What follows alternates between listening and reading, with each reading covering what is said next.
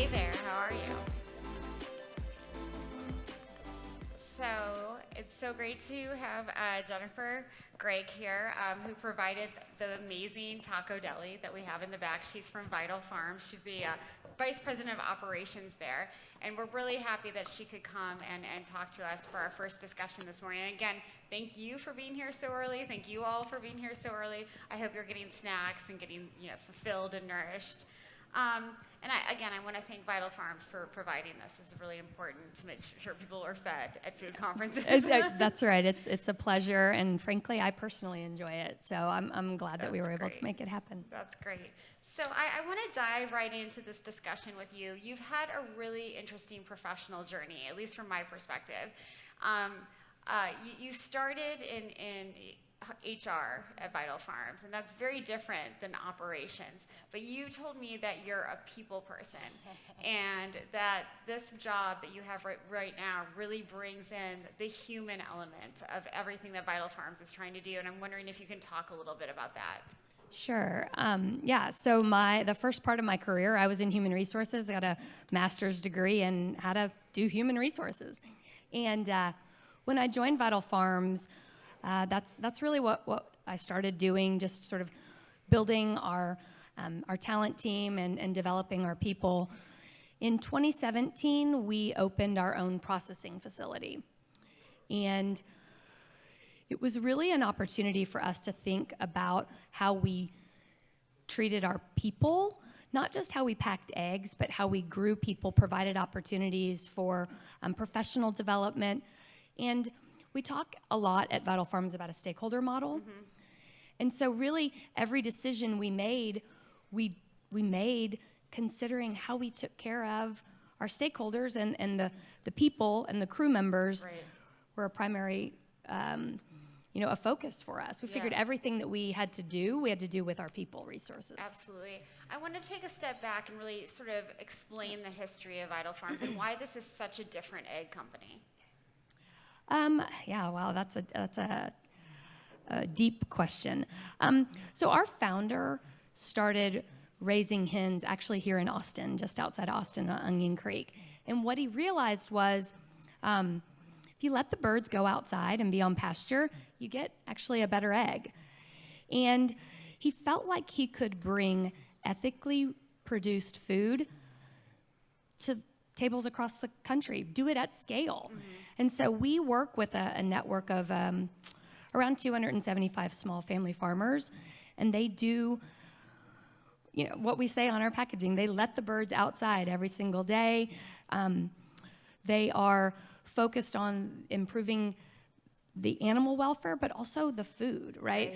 I think I told you when we talked before, part of my personal journey was focusing on how I could improve the health of my family through food. Sure. And so when I joined Vital, I had been on this kind of mission and reading food labels and just trying to figure out what we were eating.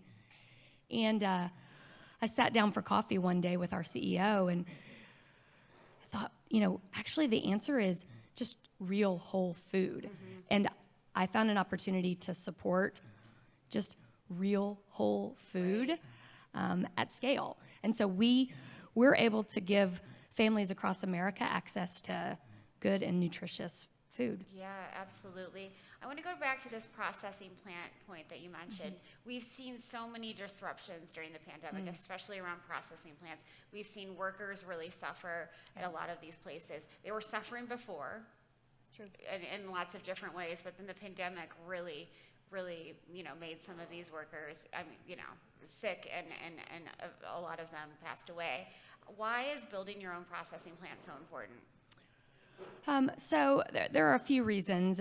Building our own processing plant allowed us to create meaningful professional growth opportunities for our crew, right? We could bring people in, create an environment where they're respected.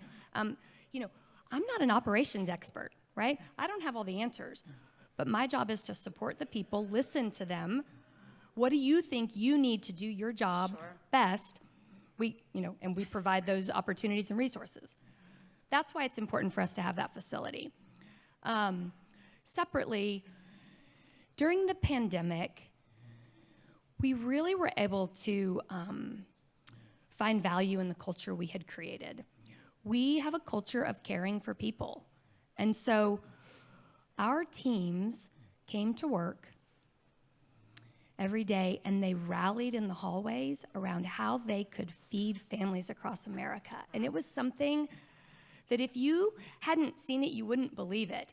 But we had teams of people saying, all right, put your hand up, high five everybody. We are going to put eggs in a box to feed families across this country. Excuse me.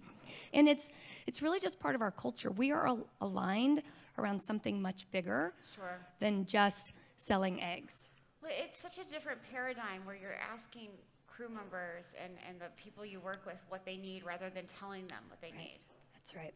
And, you know, one of the things I think that's important, you mentioned that the health impacts to manufacturing workers across this country during COVID. We were really fortunate that we kept our people healthy and safe, right? And we did that by asking them what they needed, what made them feel safe. We have had a mask mandate in our facility for the past 2 years because when we asked them, what will make you feel safe when you come to work every day, that's what they told us. That's great. Yeah. I mean, again, it's like listening to people. It is absolutely listening to people. And I think I sort of joked in the past that I'm sort of the poster child for you don't have to have all the right answers as long as you have the right intention. And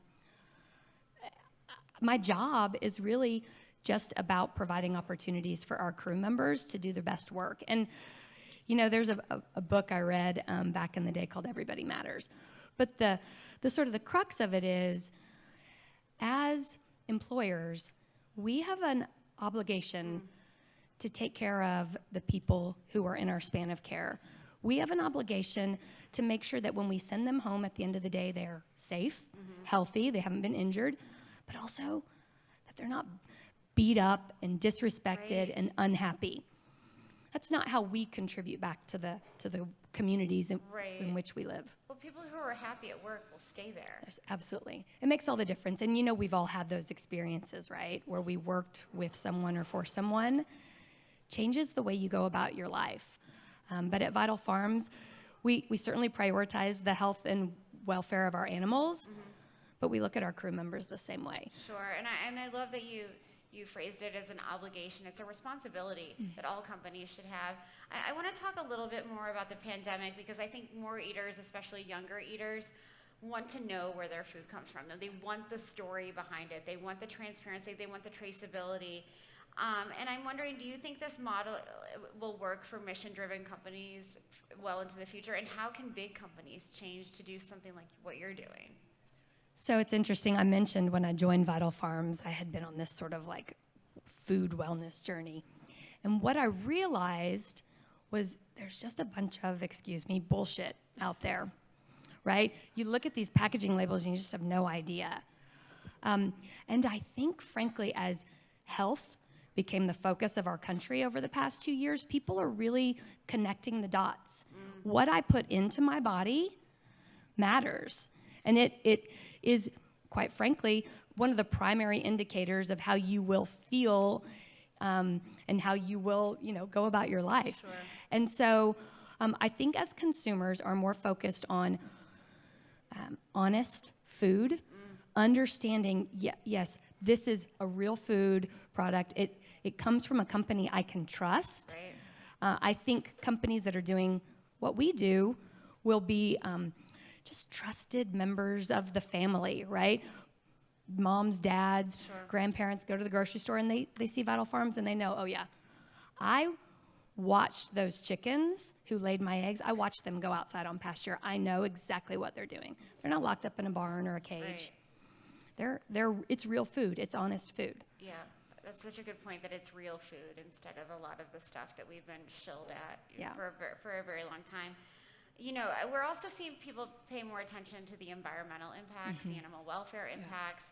And when you and I last spoke, we talked about this idea of true cost accounting in food systems and the real cost of what we pay at the grocery store. So Vital Farms eggs might be a little more expensive, not that much more expensive, to be honest, but they might be a little bit more expensive. But the other sort of benefits they're providing far outweigh those costs. Yeah, it's an interesting conversation because, we're not the least expensive egg on the shelf. When people buy a Vital Farms product, they're actually putting their dollars into something more than just that egg. They're supporting our crew members. They're supporting the environment. We have over 275 small family farms. All of those pastures are maintained organically. We are helping to preserve and improve the environment. And that comes with, as you said, a small cost. But I think what consumers are willing to do is to invest those dollars to know that they're doing good. Yeah. They want to feel good about it. And, the beautiful thing about eggs is it's the perfect protein, right? You can, for $4, you can have several meals with good protein that's good for your body. And that's, quite frankly, it's a little bit of a deal. Can you tell me more about the worker environment and what folks, you've talked about how they tell you what they need and what they want, but what does that really look like? Yeah, so actually I'll give you one example, and there are many, but this one's kind of top of mind for me. We have something called the Idea Wall at ECS. ECS is Egg Central Station. It's a very fancy name for where we put our eggs in a box. And we have this Idea Wall. And in 2021, we had over 200 ideas brought forth from our crew members. And there's just a whiteboard in the hallway. You go up there, you write your name, and or you don't have to, and your idea. Somebody had an idea about the way that we manage eggs when we accidentally print on the side of them. We don't want to waste them. Right. How can we continue to use those even though you may not want them in your package? So we take those ideas, our leadership team goes back to the people who presented them or asks the team, and then we turn them into reality. Kind of a fun thing that happened recently, we had a competition to create a t-shirt. We're all about t-shirts at Vital Farms. And we had one of our crew members design a t-shirt to commemorate over 200 Idea Wall ideas implemented in 2021. That's really cool. Yeah, it's pretty great. I want to step back to the farmers for a minute. So you have exclusive contracts with farmers, and I'm wondering, what does it look like when you start establishing that relationship?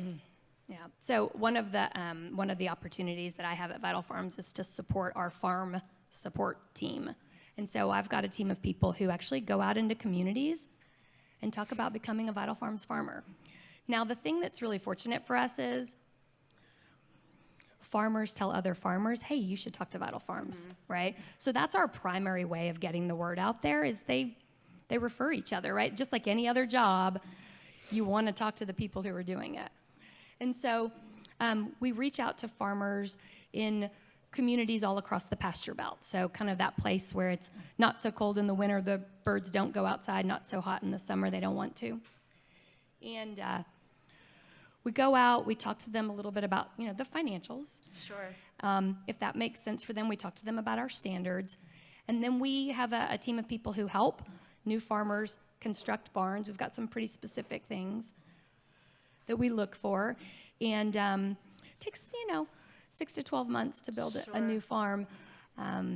But we actually just last week got the results back from our Net Promoter Scorecard.